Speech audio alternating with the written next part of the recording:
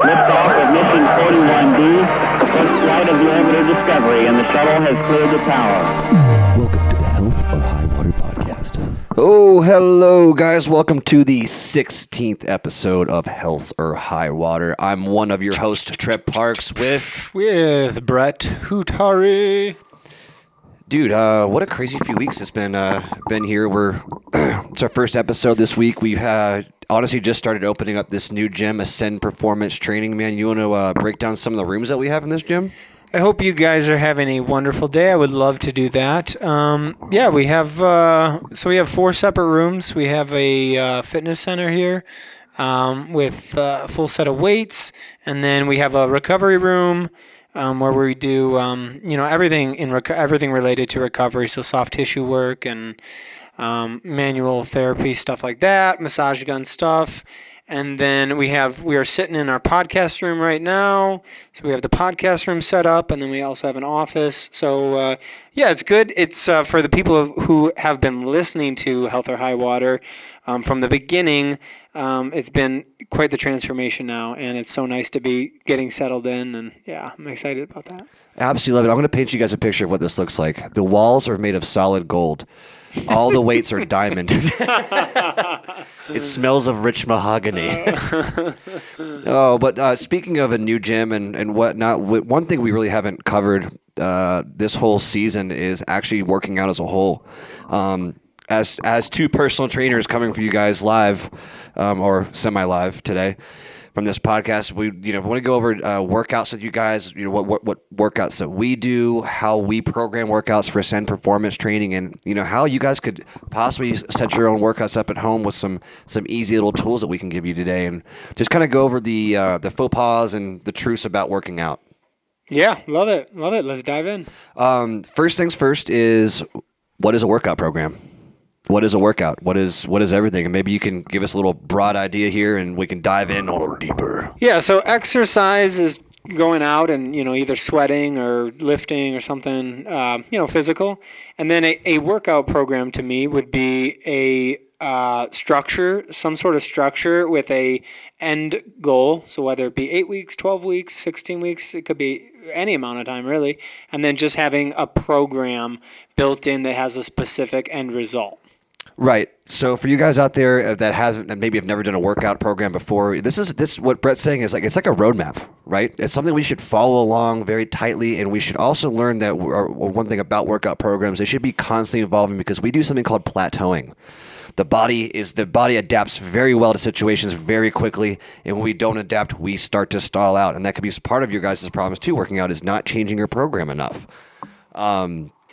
Now, when we create programs for other people, a lot of personal trainers will do it several different ways. Whether that's what they do, it works for them, and that's okay. But we do things a little bit differently. We try to take a scientific approach using genetics to find out what works best for you scientifically. We all have different ancestors. They all did different things, and we're all made up of different genes and alleles and genotypes and whatnot. And those do directly correlate between how we get fit and how we work out. A great example is I had a client that had a genetic allele called ARG16GOY, and she did HIIT training 6 days a week, which is very high intense, and she dieted, but she hoarded fat. The reason being is this genetic allele ARG16GOY basically said that she hoarded fat and went to survival mode the harder the workout was.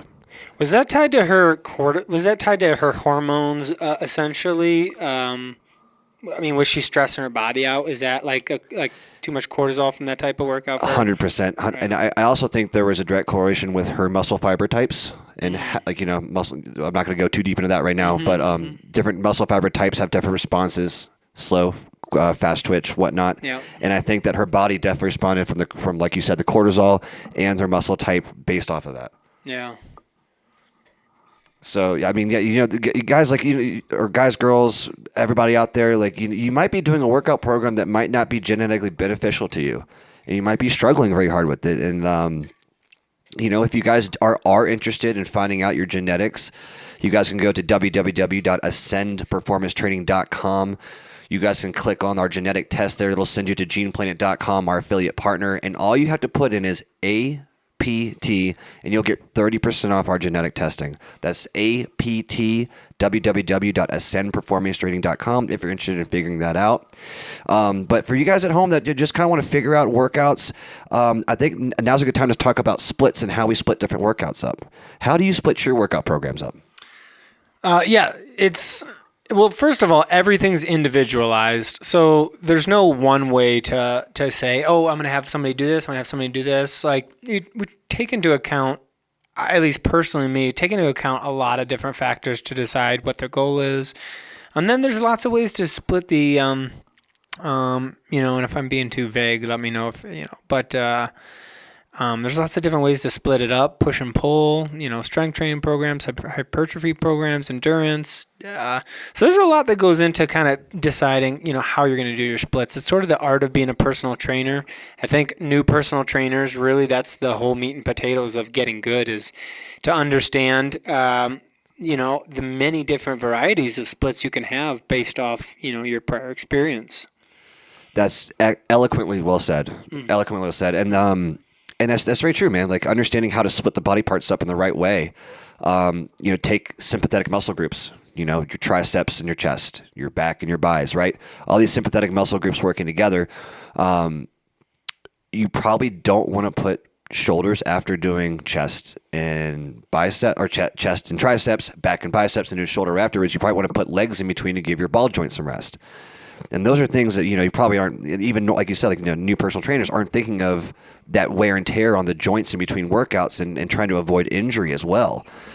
So typically when I'm doing my workout programs, I switch between push-pull and sympathetic muscle groups. I go back and forth, and then sometimes I'll do high volume pyramid training, just offshoot about once or twice a year. But it's typically push-pull for me and secondary muscle groups for myself.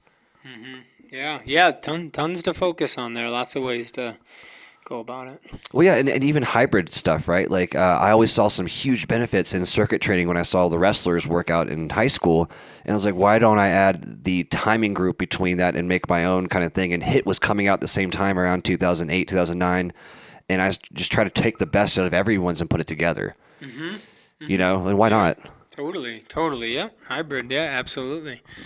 What's the worst split you've ever seen?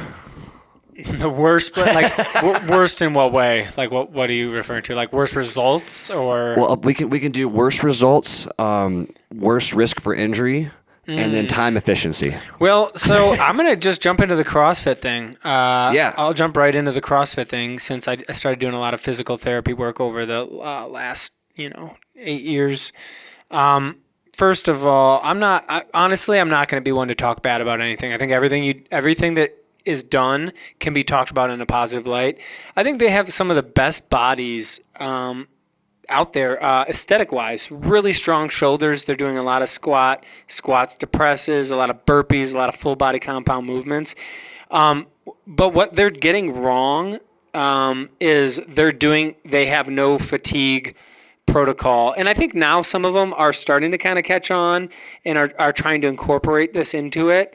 But when you're doing that much barbell stuff, your joints are really pushing past a particular threshold. And let me just tell you something about your joints and your ligaments and tendons is once you have spinal compression, it takes many, many, many, many years to decompress it and to bring it back to health. And so there's no physique that is worth destroying your joints for. So when you ask me the worst split, is the worst thing you could do is go into CrossFit without a great coach. So if you're out there and you teach CrossFit and you're an amazing coach, I'm not talking about you, okay? I'm talking about just the early on protocol of damaging your joints.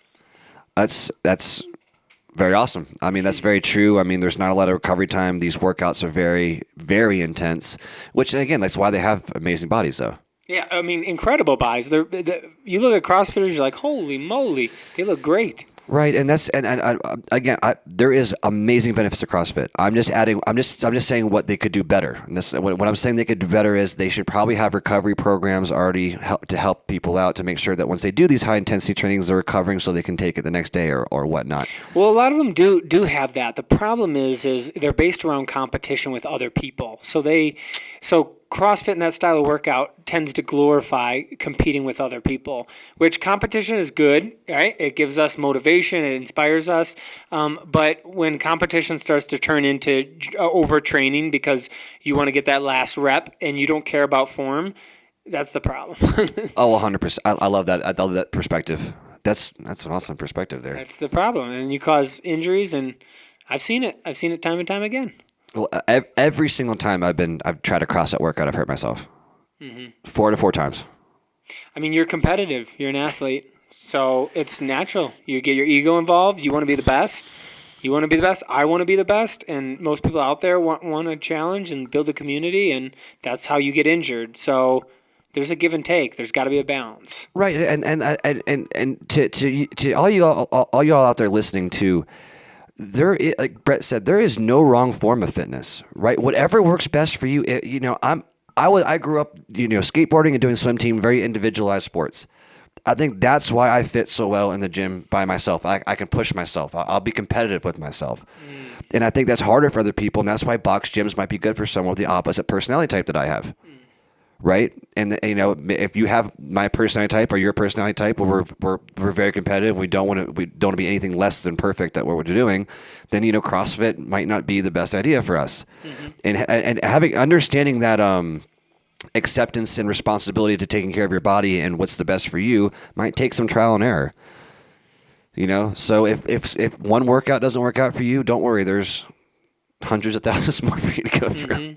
Yeah, I can't count how many times this has happened, so many times that I've met somebody who's been working out for 10, 15, 20, 30 years. How's my levels? We got problems on the levels? No, everything's perfect. I just wanted you a little louder.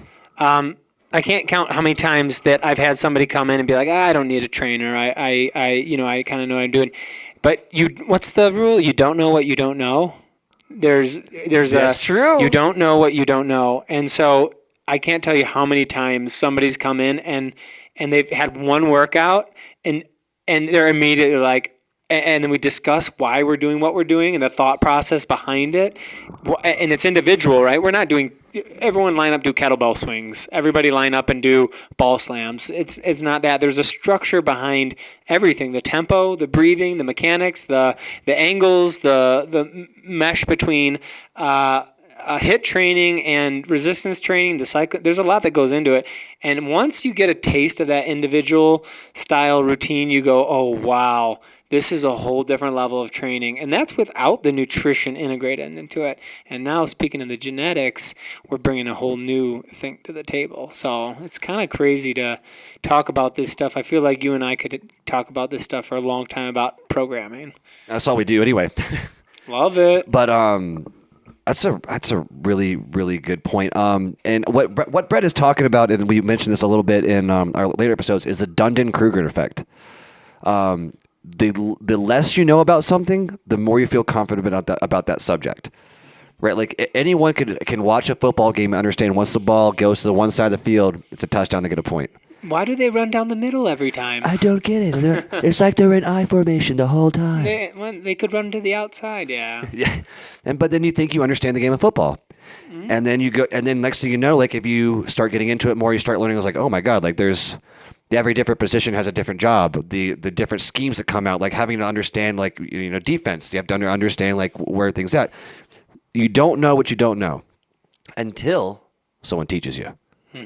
So I'm going to ask all y'all listening to this is like instead of accepting you think you know everything about fitness and wellness, just like Brett and I are always students of this, is try to take an aspect out and try to be like, listen, maybe there's something I can learn.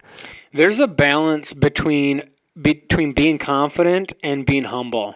There is a very fine line. And if I tell you something, if you can toe that line, you'll have respect from the professionals around you. You'll have respect from yourself. You'll have respect from your clients too. Towing the line between being confident in what you know and practice and still having the humility to change your mind when presented with information that may be contradictory to your, preconceived notions. 100%. Dude, you're just dropping some knowledge bombs on us today, bro. So Would you just, jeez, this is a good topic. it's like the prophet bread over here. You better stop that right now. Stop it. No, but and I think you're talking about a real issue that's going on, not just in health and wellness, but as our society as a whole. It's extremism views and my way or the highway kind of thing. Preach. You know, I think both of us are. And once someone teaches us like these oxygen pills, and we'll get into that in a little bit here, is we didn't think something was like that was possible. So we'd be asking every single question on the signs, like, "Well, do you have patents on this? Does it work like this? What's the clinical studies?" Right? Having an open-minded about these things is great, but be practical about it. Right? Ask questions. You know, if you don't understand something, ask some questions that you don't know. But having extremism views is helping nobody, especially not yourself. Yeah, if you're a professional and you really are in the game of learning, it has to be a thing. And you only learn by challenging your own ideas. And the bigger your ego is, the less that you give yourself room to grow as a person. So finding that line and being comfortable with being like, oh, I was wrong, I learned. And not feeling like you made a big mistake, not having some sort of like attachment to, oh, I was wrong. That's the strongest thing you could do. One of the best things I did as a trainer, and this is advice for new trainers as well as experienced trainers, is being comfortable when a client asks you a question that you don't know the answer to be saying, I don't know, but I'm going to find out. And use my experience to find out. There's sometimes as professionals, we think we need to have all the answers. That doesn't allow us to grow, and it doesn't build respect there's nothing that builds more respect than saying, you know, I don't know that question about cortisol, but let me get back to you on that. Let me look it up. And then that's how we learn. Well, I mean, for the long-time listeners on here, like how many times have, you know, especially talking about myself, I've been corrected by you because I've been in the wrong. Vice versa as well. Yeah, and that's about both of us wanting to learn and grow, and that's something that I think the reason that we're here today is because we started our gym journey and we saw that other people were doing things wrong. It's like, all right, I need to educate myself and do my own research on this topic. Well, I saw people that were in the fitness industry that weren't in it for they started to focus on the wrong things. They weren't client-centric. They weren't excited about talking about training. They were focused on growing the business end, which is super important. So important to be business savvy and to do that, but we wanted to have, you and I wanted to have an opportunity to really focus on what matters. You being passionate about genetics and incorporating that, which took me such a long time to. I'm so skeptical and I ask so many questions and I do my own research. And the more I heard from you and the more I heard about your clients telling me their success stories with genetics and how excited they were, the more I started to believe in what this was. And that's how you learn. Well, yeah, and we know you and I are at least with like workouts and stuff are pretty set in our ways for old school bodybuilding. I mean, that's how we both grow up. So you guys out there, one of our first conversations about like lifting and background lifting, Brett and I love dingy gyms to get a good heavy lift in. Love it so much. Like if you don't this is in my book. If you don't leave without a new acne or some sweat stains, like you didn't do it right. Yeah, I used to lift in my college gym back in Milwaukee, and it was just the dungeon, weights everywhere. It was like it had one light, and I loved that. Those were the days where, you know, you're in there for the right reasons. We didn't have phones back then, or if we did, they weren't. We're never taking selfies. Never, ever had our phone out in the gym. I had this little cheap iPod. They had just come out with the MP3 players, and I even remember the discs was. Oh yeah. And you'd get in the zone, and it was just a chance to channel all your thoughts, channel all your aggression, channel all your everything and it's what made us both fall in love with this industry. When I was doing, when I was at the gym, I was told not to bring any audio equipment. They said you should be focusing on your breath the entire time, not on music. And that really changed at least the way I train forever, is because I can go to the gym and just work out and focus. And I think part of that, when you guys listening are making a program or trying to work out on your own, is this is not just about getting physically fit. This is also about helping your mentality and your spirituality too. There's a lot that go into making a workout program and the benefits you get out of it. Yes, of course, we all want to get that summer bod ready. We all want to lose fat. And we all want to get healthier. But what we also want to do is try to find natural ways to make sure that our brains are functioning properly, we're clear-minded, and we're staying positive throughout the whole day. Can we talk about influence? Yes. So you don't realize how much you influence the people around you. When you start a lifting program, when you start a nutrition program, sometimes you want to tell everybody about it. You want to go tell your mom, tell your brother, tell your sister, hey, I'm on this new program. Sometimes you don't tell a peep. Sometimes you don't tell anybody. You work in silence. Your thoughts on that, one way or the other? I think it depends on your personality type. I know, and I know a ton of people, and including myself a little bit, is, I use social media to keep accountability on myself. And I also see the other side is like, hey, like, if just get the work done. Either way, I mean, it depends on what works for you. As long as you're getting the work in and you're doing it for the right reasons, right? I think that the answer to that is perspective. Right. What's your perspective in the moment? What are you feeling at that time? What's life got to bring with you? And whatever works best. There might be some times where, you might go cold on social media or whatever, and you're just focusing on yourself. Awesome. But there also might be times that you're cutting for a bodybuilding show, and you want to show your progress every week. You might be having your own, you might have your own online training business, So I think it's perspective driven and should only be followed by the right perspective.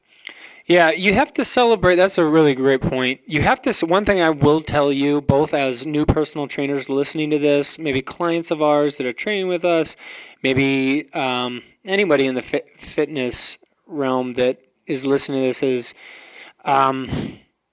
you have to celebrate your accomplishments. There's a huge mental aspect to celebrating your achievements. And a lot of us use social media now, which like you said, hold yourself accountable. It's great. It's wonderful. You don't need, so you could also have a different way to celebrate your accomplishments. It could be personally. You could take progress pictures and then don't post them. Keep them on your phone. Look at them. But one of the biggest things, speaking from a personal training perspective, is I know how important it is to celebrate your accomplishments mentally. Okay? Let the weight off your shoulders. We carry so much weight on our shoulders during the day, especially when it comes time to a new fitness program, a new routine, new goals we're trying to hit.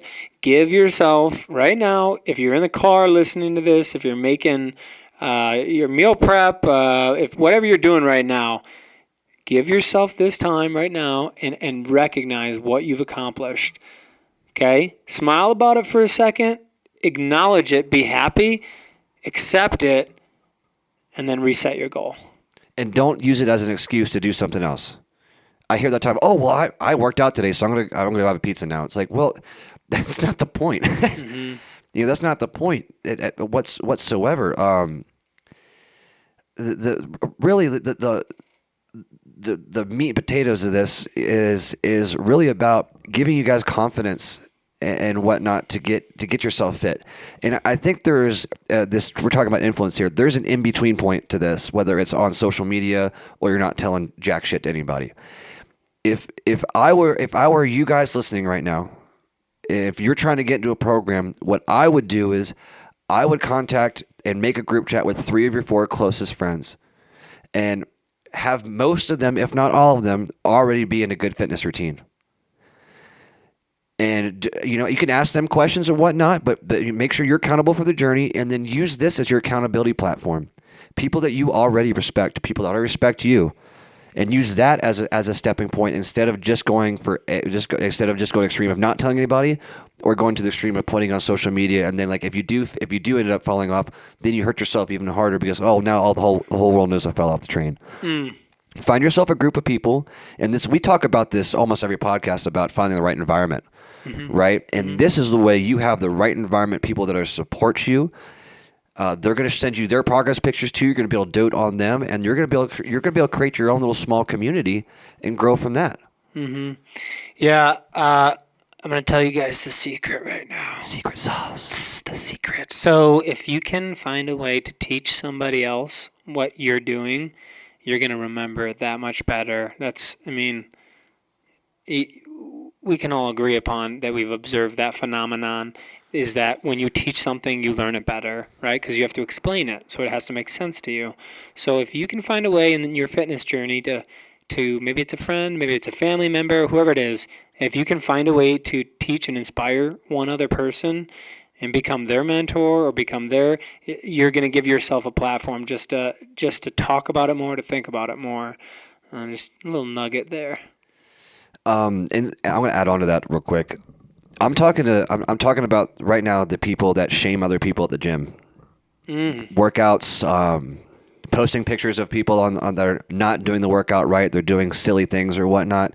Guys, we don't know what that person's going through. We don't know their knowledge level. We don't know any of that point. I think it's time. Even Joey Swoles, if you guys check him out on social media, he's anti-shaming at the gym, and I think that's a very good thing to be, is anti-shaming. We should be welcoming people into fitness centers, and if someone is, let's say they're struggling at the gym and you know what to do, maybe you should go up and ask them if they need some help, and be that helping hand, and be part of this supportive community that we know that fitness can be. There's the good and the bad with that, and I do have to comment on the bad to make sure that we're doing the right things here ethically.